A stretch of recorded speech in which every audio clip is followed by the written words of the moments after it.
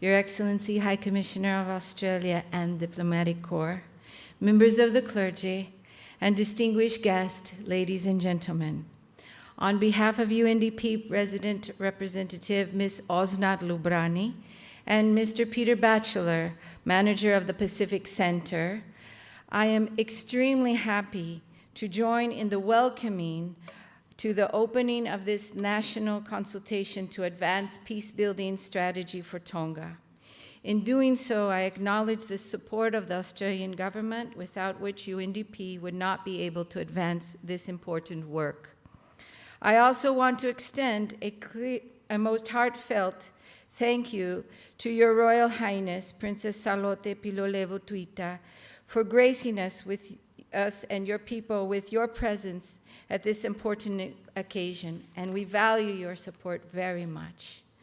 We thank you for your Royal Highness.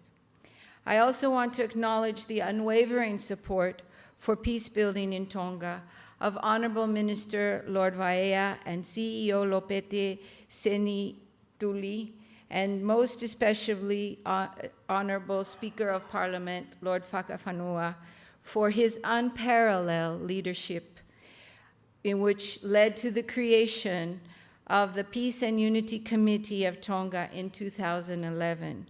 Without the hard work and the steadfast dedication of this committee, this event would not be possible.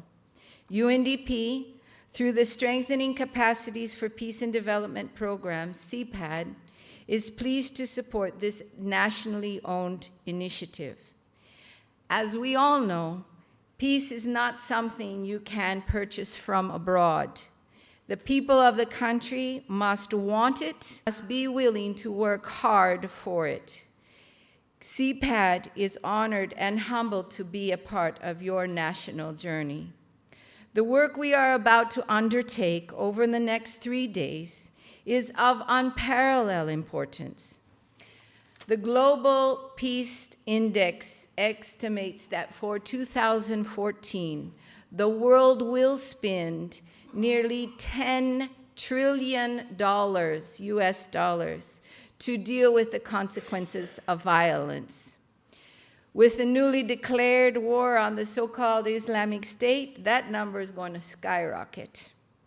The calculations that take into account the spending in direct violence containment, which includes military, police, private security, jails, anti-terrorism, peacekeeping, and some violent crime.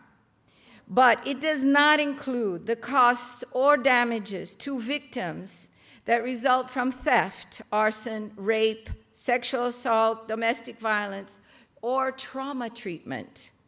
The costs related to the injuries sustained in armed conflict are also not included in the $10 trillion. Were we to add up these costs, what would be that number?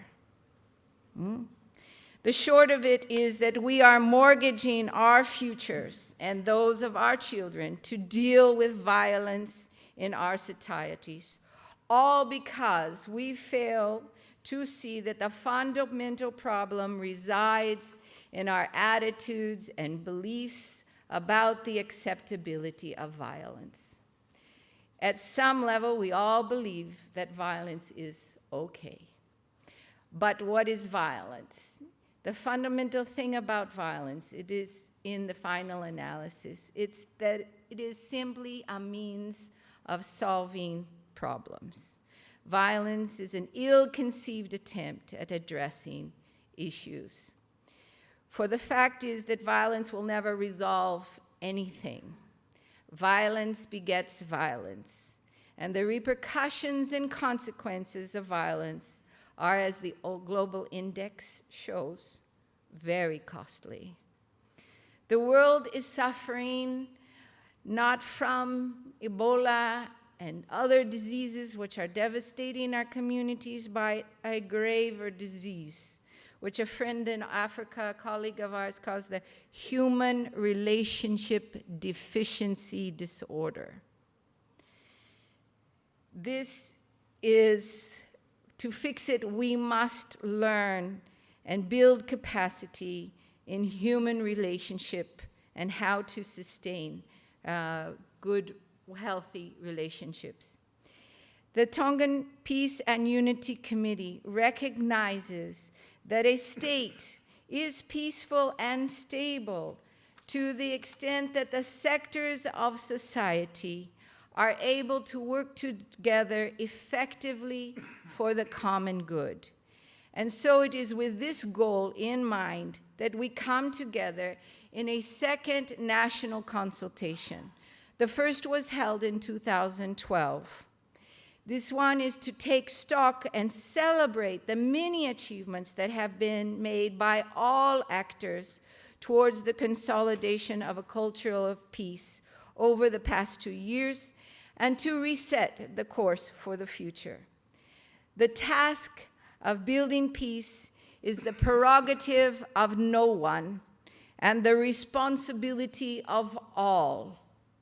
Setting a national peace-building strategy is, metaphorically speaking, like a flotilla, where all boats, commanded by their different captains, all set course in the same direction.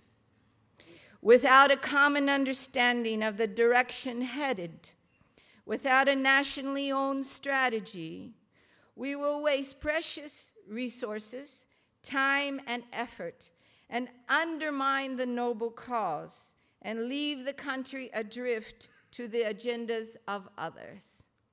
Tonga cannot afford that. 2 years ago, we set out 5 priorities. It is now time to reflect, to celebrate, and to recalibrate the course. If you are here, invited to this exercise, it is because you have a recognized calling. We depend on your wisdom, your love of country, your knowledge of your people and your culture to help us set the sails correctly to capture the winds of peace. What we are about over the next few days will make a difference for you and your children, or whether you want to create a future that is prosperous, or whether you want to add to that global fund's calculated deficit. On behalf of the facilitation team that will be guiding this effort, we are exceedingly honored to be your humble servants to this grand exercise, and we pray that God will bless and inspire this assembly. Thank you.